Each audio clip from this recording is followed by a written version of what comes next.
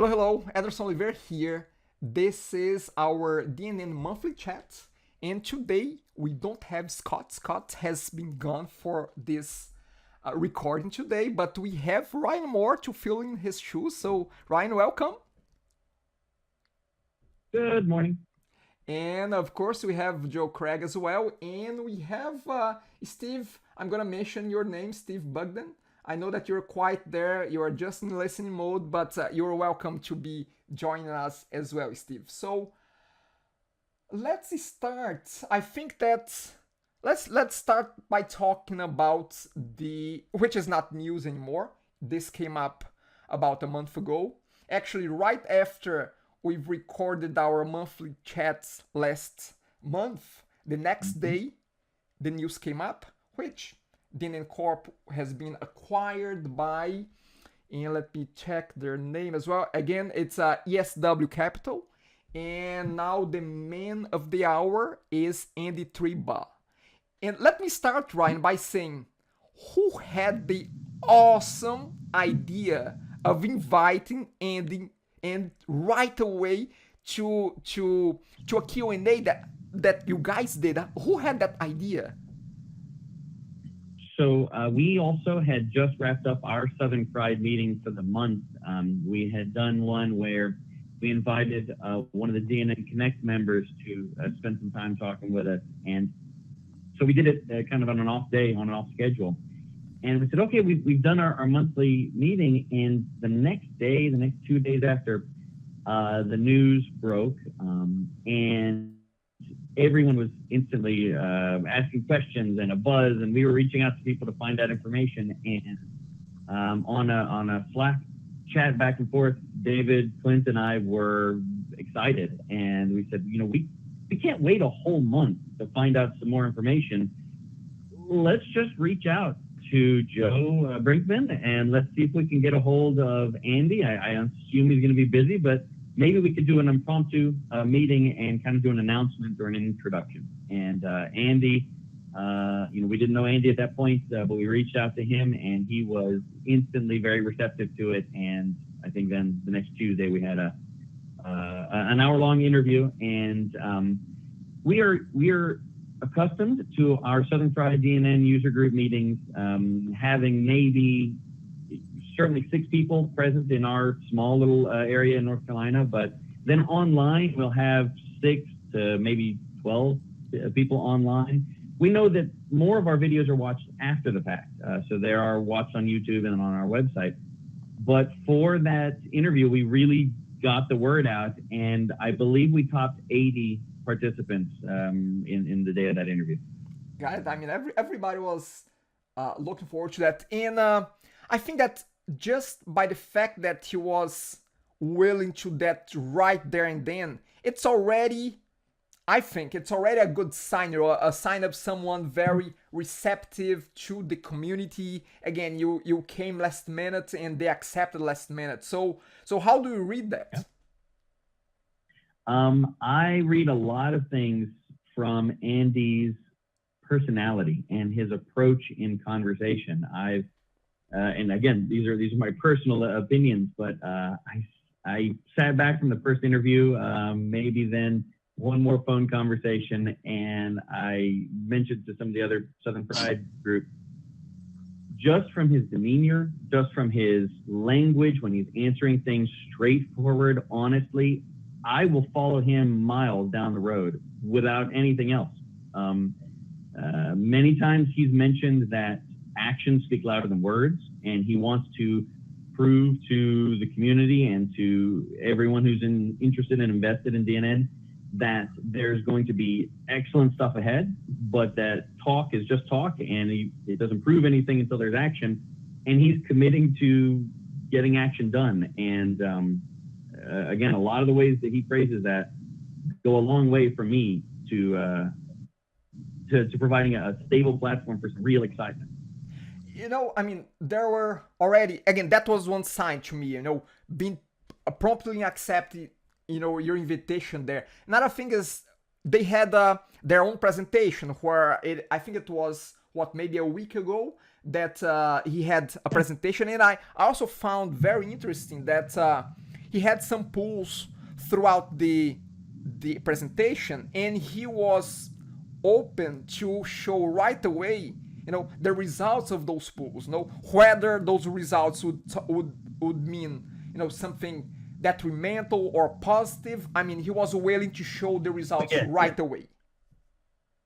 Sure. The surveys that he had during the presentation, that was a fun, interactive, and like you described, an instant way to show something that could be good or could be bad. He wouldn't know the way those answers were going to go, but his plan was have the survey and show the results during the conversation. Yeah. Let me tell you what I found interesting about the surveys. Each and every question, the answer with the most number of votes, they were my answers as well. They were all my answers too, all throughout. I thought it was interesting. The first poll got kind of a lukewarm to negative response. I can't remember what the question was, and his response was, "Yeah, I kind of expected it to go that way. You guys are waiting to see what we're going to do, aren't you?" And I think that's true. But it was refreshing. Yet he's very relaxed, comfortable in what he said. And it's been a month, and we've had 2 1-hour presentations from the new management, which is 2 hours more than I think we've seen in more than 2 years. Yes, you're very right. You're very right. And the emphasis, naturally, because was the audience, was the DNN community, and there were some also interesting things hinted at about moving stuff down into the platform that are currently available only to users, and some flexibility in terms of getting more people involved and making Evoke more easily accessible to the casual user developer community. All those things, I think, bode well for the future. But I'll be locking arms with Ryan and marching down the road for a while, I think.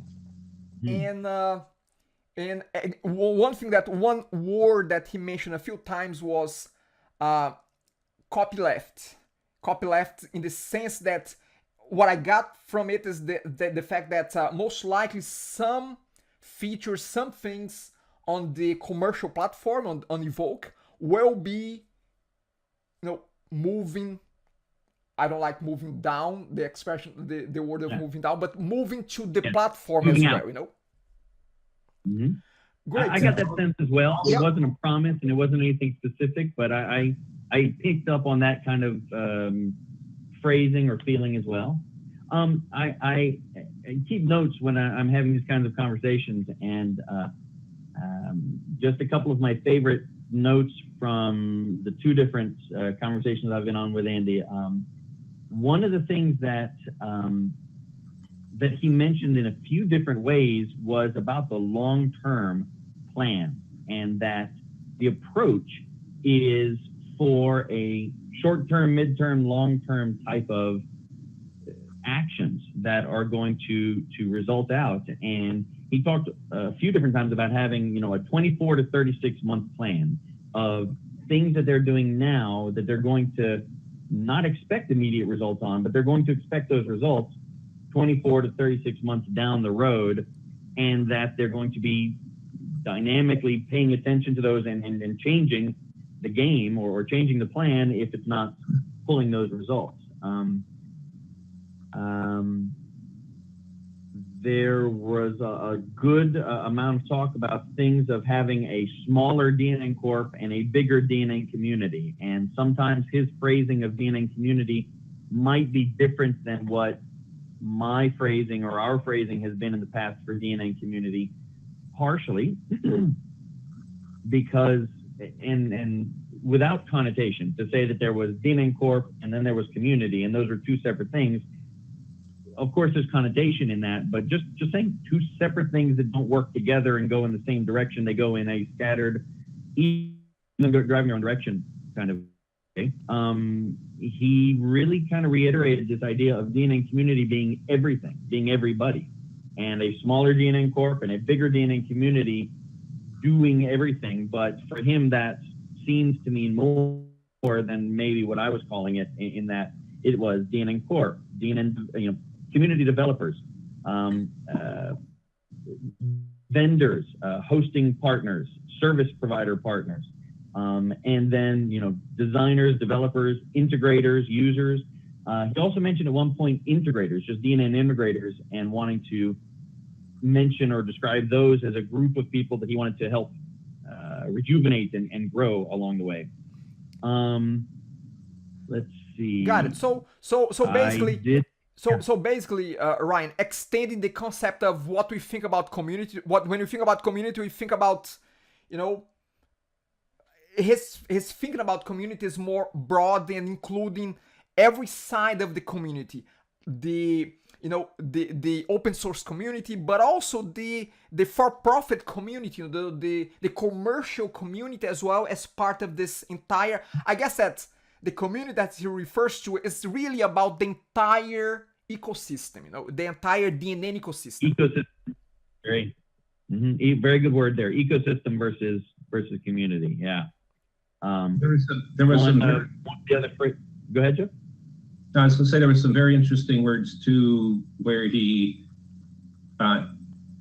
referred to the somewhat aging of the existing DNN community and the need to grow the community from the lower end of the age spectrum. He talked about people coming out of school who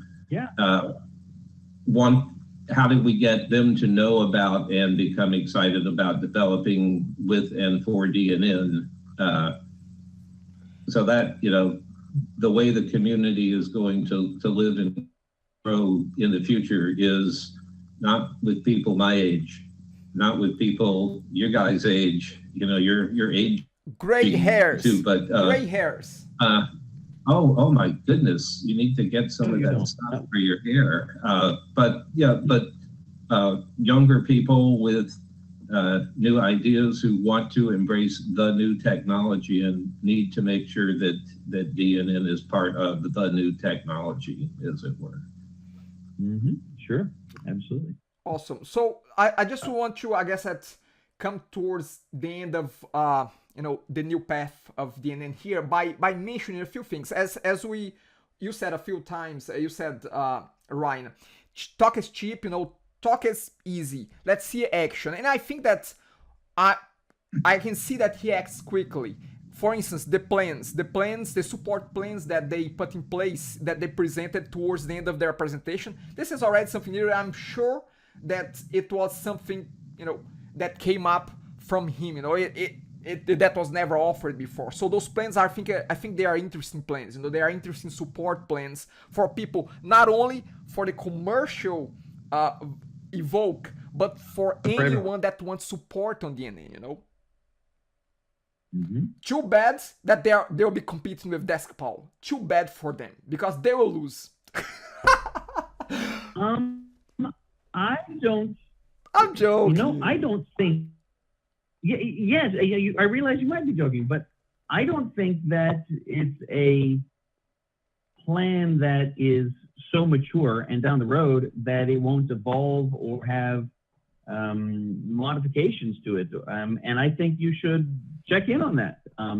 I know that Manage.com offers a lot of services and have a ton of experience and people available to tackle things, DeskPal, as well, in that same vein of helping people when they are reaching out with questions into the dark or looking at the black box of a server and not knowing what to do.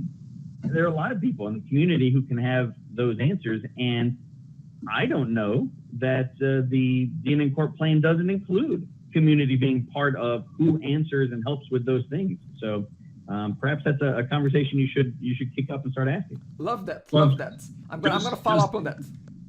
Just thinking about logistics, to implement the level of support that's implied in the new offerings is not consistent with necessarily a smaller DNN corporation, I mean, offering 24/7 support and offering, support during the day requires knowledgeable people.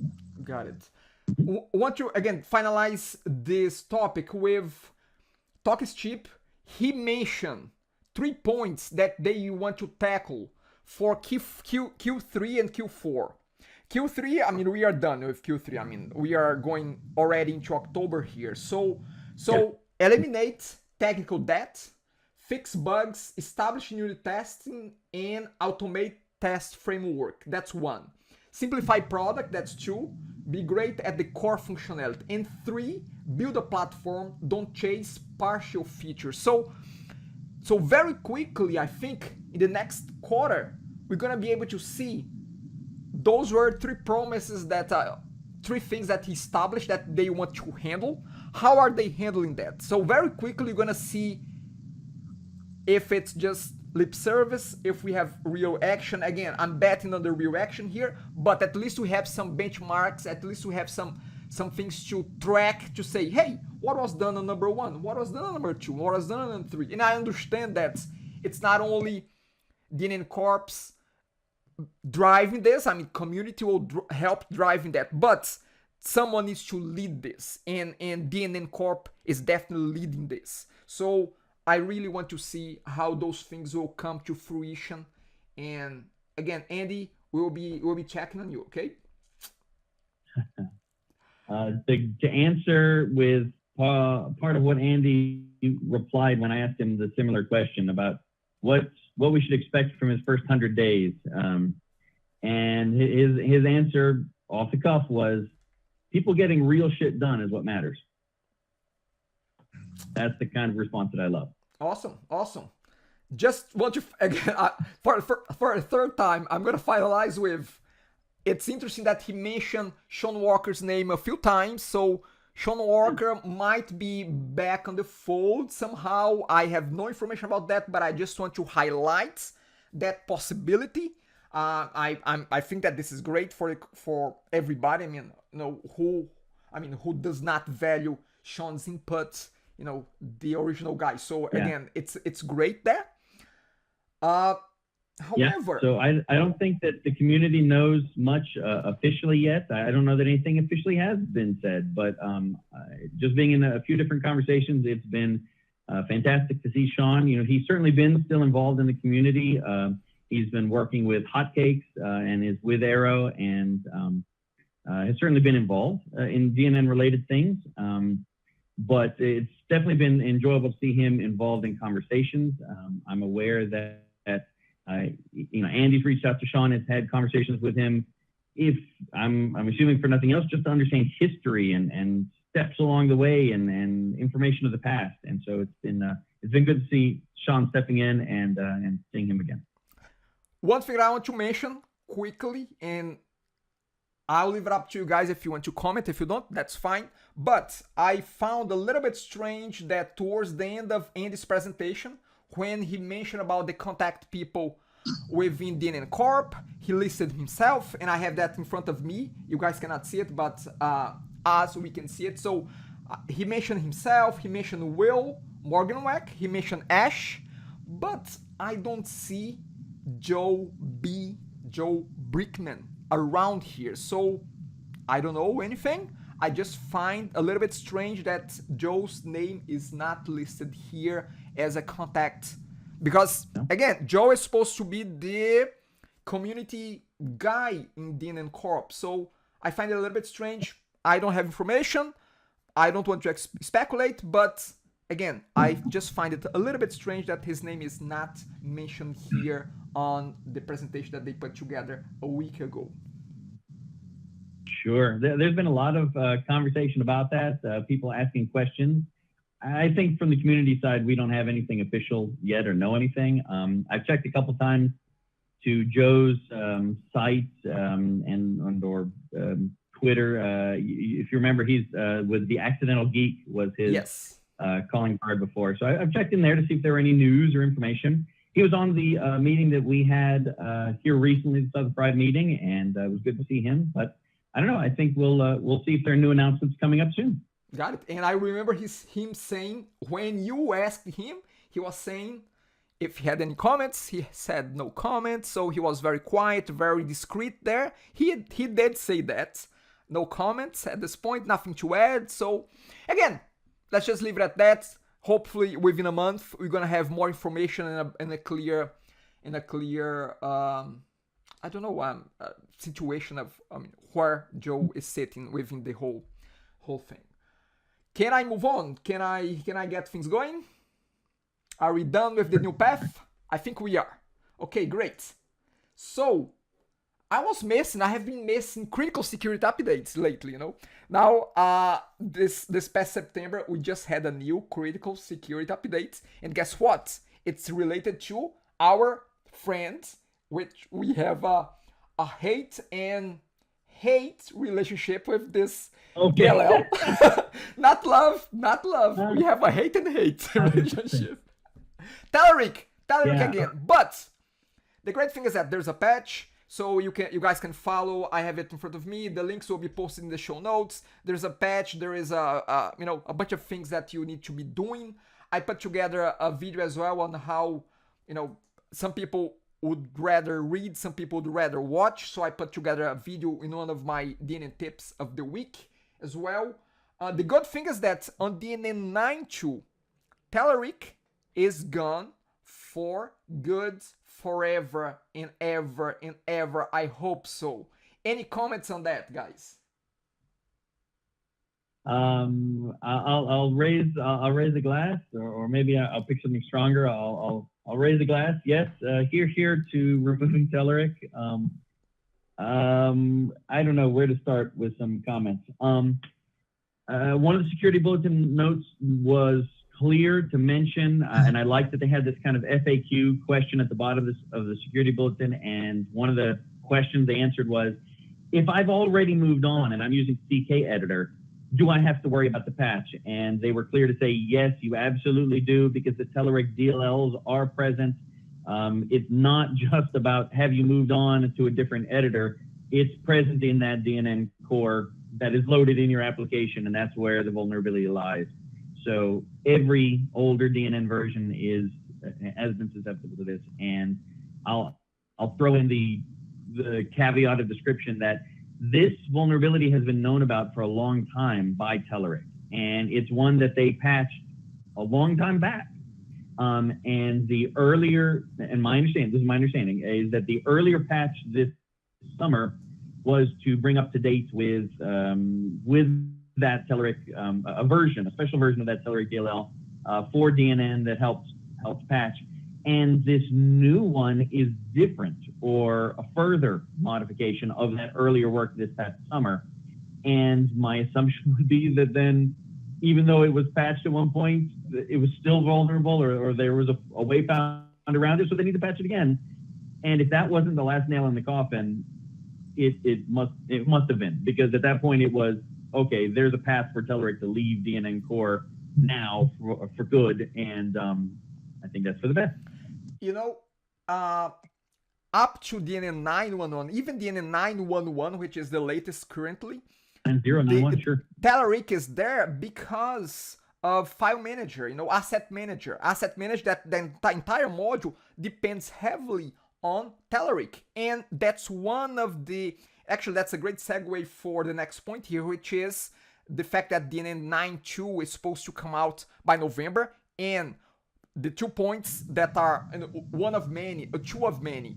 One is Telerik is gone forever, and then Asset Manager, which is the file manager that we are used to call it, has been, integrated to the persona bar, and of course, because of that, they no longer need Telerik to be around. So again, up until 9.1.1, you still need to do this patch upgrade.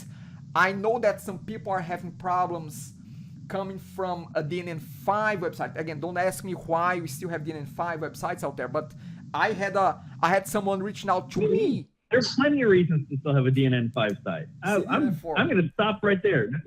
There are plenty of clients who have servers that are Windows 2003 servers, that are older Windows 2012 servers. They have other applications that are running on ASP.NET versions that are very specifically tied to only being able to run ASP.NET 3 or only being able to run ASP.NET, early 4. There are plenty of perfectly legitimate reasons why a business cannot simply upgrade their way to DNN 9, even if they'd like to.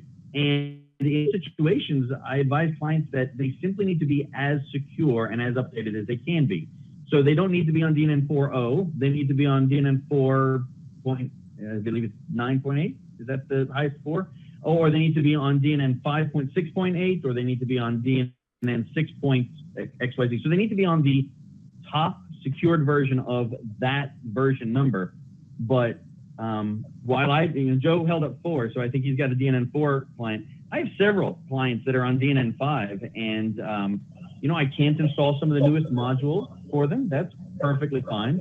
But I'll tell you, I can absolutely install Xmod Pro, and that's not my plug for Xmod Pro, but that's one of the things that I love about it is I can take any version of Xmod Pro and put it on DNN 4, 5, 6, 7, 8, 9, and I can use the exact same code across the board. So for me, Xmod Pro is equalized that I can use any DNN version and still put out the same solutions and functionality. Okay, there. Soapbox down. You are a fanboy of Xmod Pro. So again, let's put that aside for a second. Joe, I muted you just a little bit because there's some echoing coming from your mic. If you want to talk, just raise your hand. I'm gonna unmute you, okay? Sorry, Joe. There's some echoing coming from yours, but let me see. Let me see now. Yeah, there's a little bit of. But I was going to say that there are other people who are stuck with modules that they may have that depend on Telerik components. I get it. That's another reason, I guess. Okay, so again, guys, update your sites, update with this critical security update. I've seen a few older sites having difficulties on putting this this patch together, applying this patch. I don't know. I don't have any recommendations there. I don't know if you guys have anything to add for an older site like DNN 5 or 4, Ryan? Not as low as 5 or 4. I've had a mixed success experience with this latest patch. The first patch went through almost universally fine. I have to track it down, but I've had problems with some DNN 7 sites where I am assuming I'm having some module conflict. Where after the Telerik patch is made, I'm getting .NET error messages about the version of Telerik not being specified that's the same as claiming something else. So I've got to track it down, but it's not about the core and it's not about the patch. It's about some other modules complaining. Oh, that's, I get it.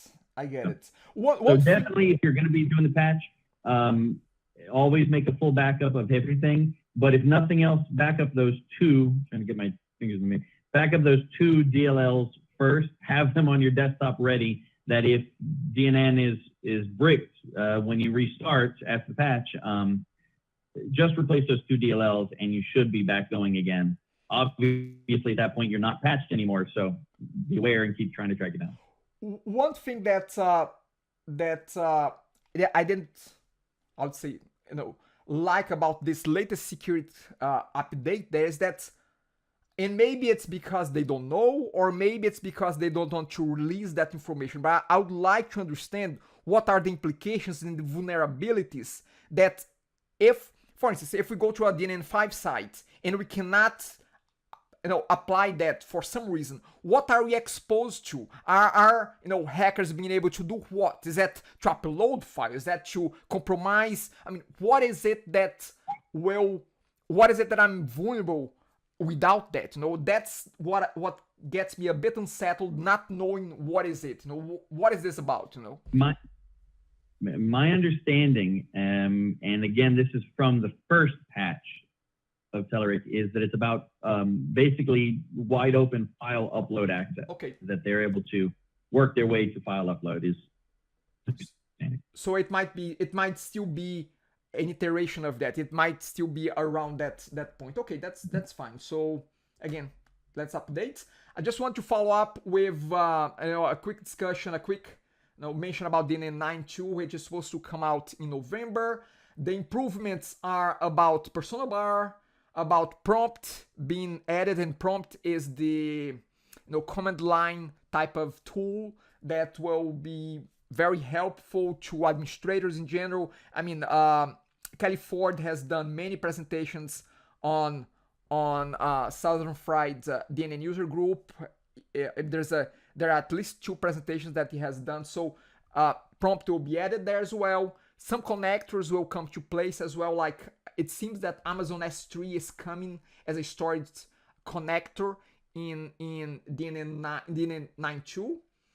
Page Manager refresher. They are reworking the Page Manager that they have added to the persona bar. To be honest, the Page Manager is not super. I didn't really like it with the fact that you have to multiple levels of pages. It keeps creating additional columns for you. That's not super. Yeah. I don't think it's a very good UI experience. So they are refactoring that.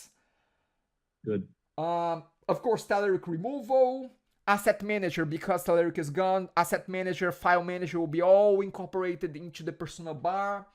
Module settings will also be improved. There are there's a mention about social improvements. I'm not sure what are social improvements, but hey, it's there as well. jQuery will get updated, and that update will bring potentially some breaking changes. So jQuery will be updated, and JSON.NET as well will be updated too. So this is a quick summary of what you should expect on the next DNN 9, which should come up in November. Any comments about that? I mean, anything? Crickets is good. Okay, so let's keep moving. Okay, so that's the roadmap. So I just want to briefly mention that really like the last Southern Fried user group. I always mention those guys here. I'm not sure who are those guys. Oh, you, Ryan Morris from Southern Fried user group. Anyway, great presentation that those guys put together. Ryan spoke a lot about URL redirect. So if you want to understand, get to know anything about URL redirect, you have to watch Ryan's presentation on last Southern Fried user group. Anything to add to that, or is that a fair assessment, Ryan? No. I'll mention a couple of things about Southern Fried presentations and what we're starting to do here this year going forward. We are putting a little more variety to our format in that we always have speakers coming on to present, and we're doing interviews, and that's certainly something that we want to see when we're tuning in for user group meetings. But we are putting a little bit of variety to our structure. So every 2 or 3 Southern Fried meetings, we're going to do training sessions in which we are taking a topic where people have asked questions and they want to learn more about it, or maybe we're taking a topic that you know a little bit about and we try and stretch it out and give more information and more examples and real world examples for things. So that last Southern Fried meeting was an example of that. In that, we are actively seeking questions from the community, things where you want to know something, you want to know something more. Maybe you've asked and you've asked questions out on the forum, or you asked us questions on Facebook, and you've gotten short answers and you want to have a longer description or conversation about those answers. We are actively seeking questions from people, and at that point, I'll be taking those and finding the experts who can help answer those. And last session was one where I had received questions about DNN URL redirects and error 404 redirects, and how to handle those when you are trying to do redirects for HTML files, pages where you're inheriting an old website that might be .php or .html for the file extension, and how do you make DNN handle those redirects properly? And that was the genesis of that information, which covered a wide range of things about the 404 page redirects and how you can those all together.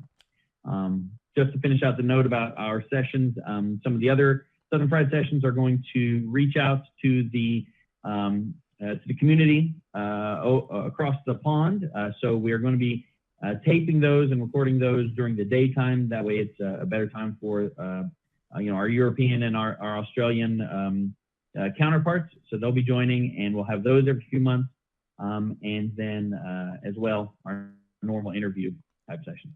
Awesome. And to finalize, the last and the end of the meeting there, our friend David Poindexter talked about NV QuickSight, which I use almost on a daily basis. I use that. Actually, I'm starting to forget how to put up a DNN site from scratch. That's the risk of using a tool like NV QuickSight, which with a few clicks you can have a DNN site up and running very quick. So if you want to get to see more information. David said a couple of good points about NV QuickSight. That was a perfect advertisement for it right there, that it makes it so easy to install any version of DNN that you're needing to run. He made a request for more community involvement about what he's done with NV QuickSight, and is asking for everything from suggestions and recommendations to information and partnering with other people who want to help contribute to making it better. So he talked a little bit about that, and had some of the things that he's planning for the future. You see, one thing that I found that it was new to me. I didn't know that the tool had all source codes there on Git. I didn't know that. I don't know if that was a recent change, but he mentioned that in the meeting, that he's put everything out, and that if you do pull requests, he'll be reviewing them, and he's very excited with partnering with people to help take it beyond where he's already taken it, because he spent a lot of time and personal effort, because it's a tool that he needed for his business. Yep. And I think that's magnanimous of him to put it out there and make it something that now can grow with the community as well. Awesome. Okay, so let's talk a little bit now about DNN Summit. I see that we still don't have too much information there on the website. I don't know if you guys have anything new to add. I don't want to extend our conversation just for the sake of extending, but if Ryan, Joe, if you guys have things to add at this point, by all means, that's your turn. Again, DNN Summit, February 6th to 10th. Ryan, Joe, take it on. Sure. February 6th to 10th. The first day is a training day. We will have 4 training sessions. The second 2 days is the full conference, and that's a 100% increase in the number of sessions that we've had in the past. Since we spent some time talking about new events at DNN Corporation, we are working hard to incorporate new directions into the program. Since this all happened in the last month, no, we don't have a lot of that tied down yet, but and then the 4th and 5th days are an option to head up to Winter Park, Colorado, and engage in skiing, snowboarding, snowmobiling, snow tubing, and singing and carrying on in the bar in the evening, I think. Perfect. There's a possibility of some new songs coming out of that event, but it's should be a really educational and fun week for all attendees. I will point out that registration is open. You can register now. You can sign up for training now. And we do expect to have the complete seminar program posted shortly. and I'll let you define what shortly means. But this is the end of September, beginning of October. So, the commercial is make your plans to attend DNN Summit. And we look forward to seeing everyone in Denver. Awesome. Ryan, anything to add to that? Yeah. I am helping manage the training sessions, and will be teaching one of the training sessions, but I'm also helping coordinate with the instructors and therefore the information that's going out on the website. And I did want to take this opportunity to talk just a few moments about training, in that we want to start getting people excited about it, drum up those registrations for training, and the information that we've just presented. It should be going on the website shortly. Is information about those training sessions. And I wanted to take a moment to just read some descriptions and describe what people would get out of each of these different sessions. Again, as Joe said, the training is the very first day of the conference. And from last year's training session and previous training sessions, we've always known that kicking off with training is a big, important part of what people get out of coming to DNN Summit. Many times, people who are editors or administrators, or people who find themselves working in skins and themes, but not having a classroom-led training, means that they've been fumbling around on their own. And getting this training is a way to solidify what you already know, to learn more and do things from people who do it all day long, every day.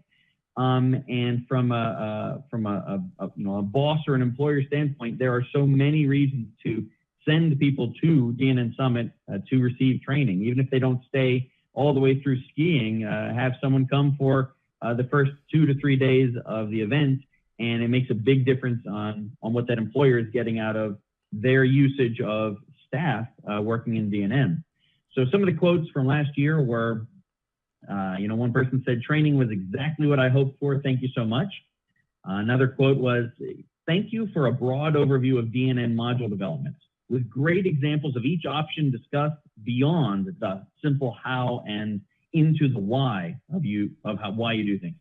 Another one here was, "This was an outstanding way to start the conference. The instructors were responsive to questions, both myself, with less than a year of DNN experience, and my coworker with more than 7 years of experience. We both learned a lot."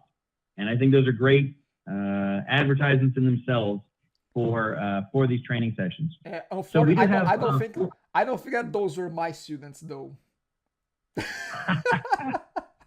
So we have 4 training sessions, and I'll kind of run through them as they build in complexity.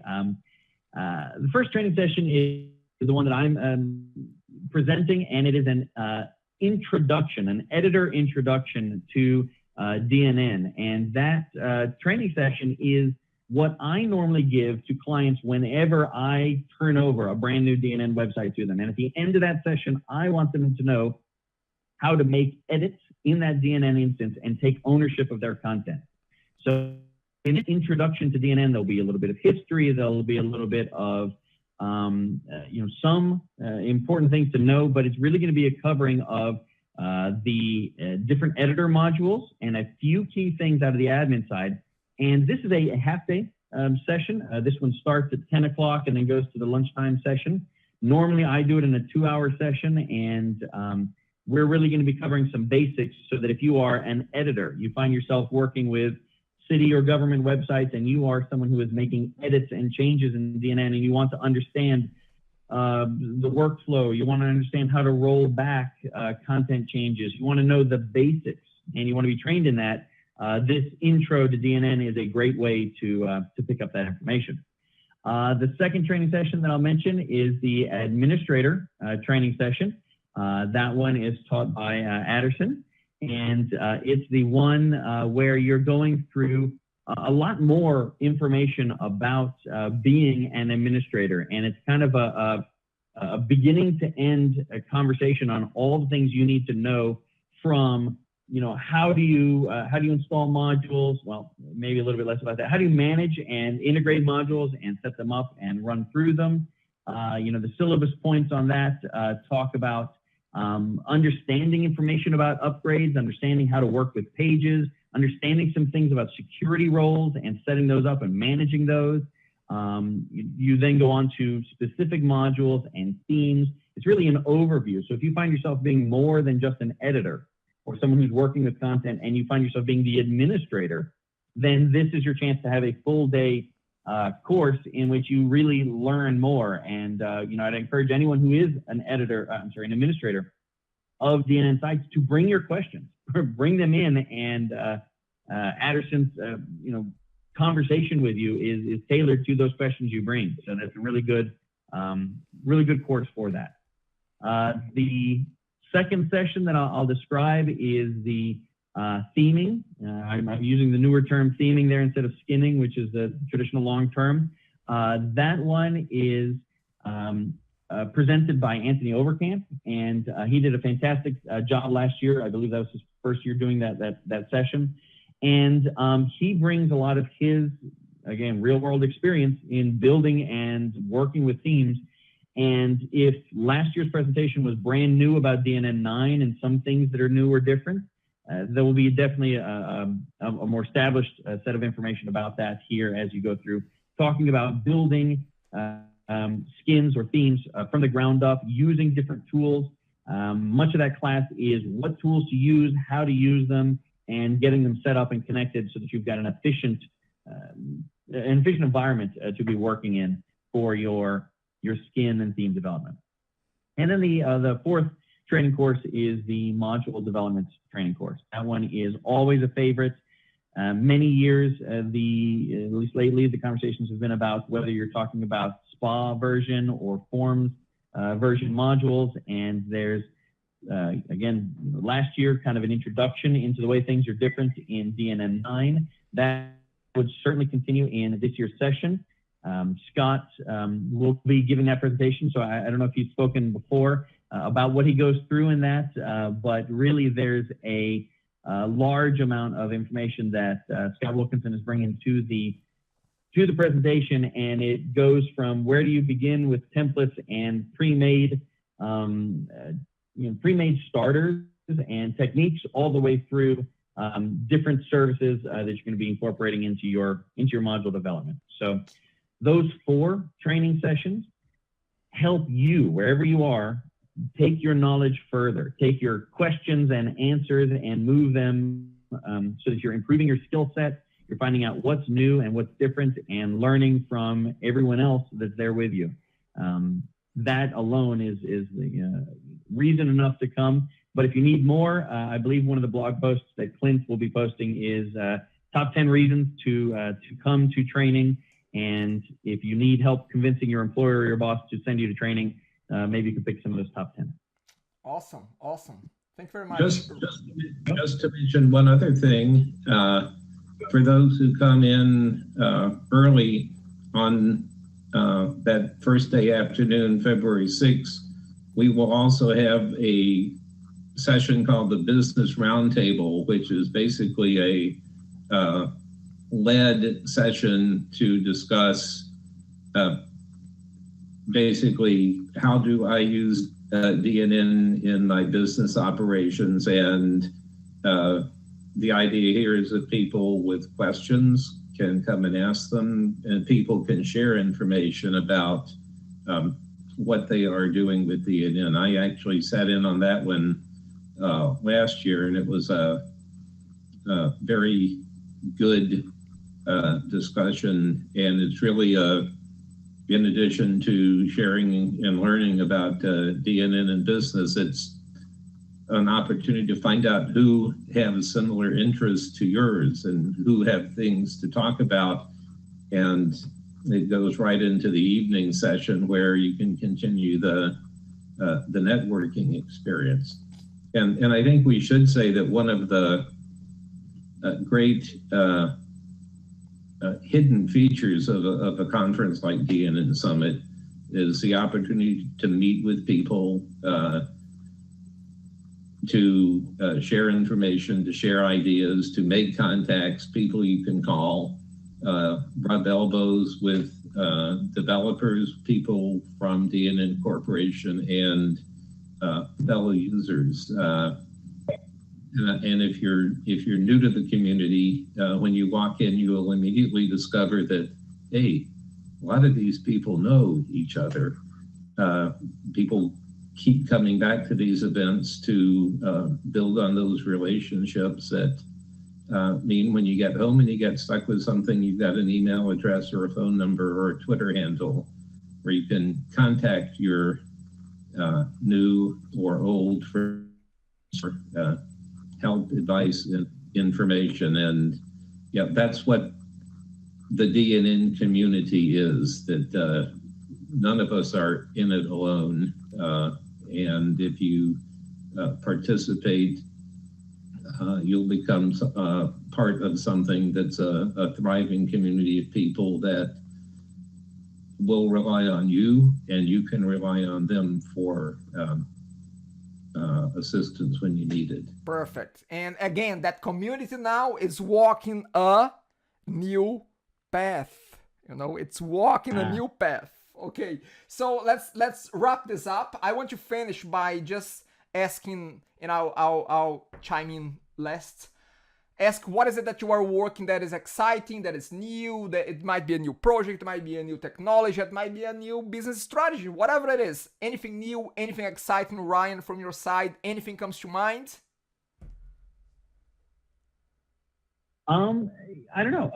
Mostly the new path have been the thing that people have been talking about nonstop for 30 days. So it's been very exciting, and we've seen a lot of old DNN folks that we might not have heard from in a while pop back up and ask what's up, what's new, and that in itself is exciting. Got it. Joe, anything from your side? Very good, Ryan. Anything from your side, Joe? Sure. My new path is a very old path, and I will confess to having been a participant in upgrading a particular DNN4 site. We're 2.25 years. That's a saga. I mean, that's already a saga. It's not an upgrade. It's a saga. It's an epic saga. And 2 weekends ago, we actually figured out that to get the final push done, we had to be all in the same place at the same time. So I flew up to where the client is. I won't tell you where that was and embarrass him, but we spent from Thursday evening to Sunday evening pretty much working nonstop, made a heck of a lot of progress, and I think the light at the end of the tunnel is no longer the train whirring full speed at us. Awesome. So hopefully by the end of October, we'll actually be going. And I should probably explain that what's been going on. This is a site that not only is DNN4, but has lots of custom code, which needed to be rewritten. So a couple of times we had to take breaks while the developer who did it originally came in and made some adjustments. So it's been a real epic. Keep a diary. You should keep a diary, Joe, and then write a book at some point. No.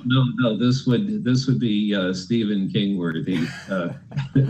Okay, very good. So keep going and good luck on that. My take here as new is not super new for me anymore, but I want to bring this up. I'm really, really a big fan. I became a big fan of using virtual assistants lately. It has saved me so much time in my business. I mean, it's not even funny. I can talk for hours about that, but I won't. I just want to bring that to your attention. If you are a business owner, I know that Ryan, you are. I know that Joe, you do your own thing. If you guys are not leveraging, some help from potential virtual assistants, VAs, I mean, you are missing out. I mean, you should. Anybody that is doing any sort of business, if you're not leveraging somebody else's time to help you out, you are missing out. So I'm a big fan of VAs. I'll be talking a lot more about VAs on my outsourcing podcast. And that's it. That's what exciting to me at this point in time. Okay, guys. Okay. I think that we're done. About an hour. We should shut up now and just move on. Anything else to add? All right. No, thank you. Thank you for a great conversation. Awesome, awesome. Have a Yeah, great thanks. Joe. Anything? I was going to say thank you very much. The weather is going to change in the mid-Atlantic region tonight, and maybe fall will be here. It already did around here. It's already fall today. Guys, the weather is gonna, I mean, again, have a great October, and we talk again in a month. Bye.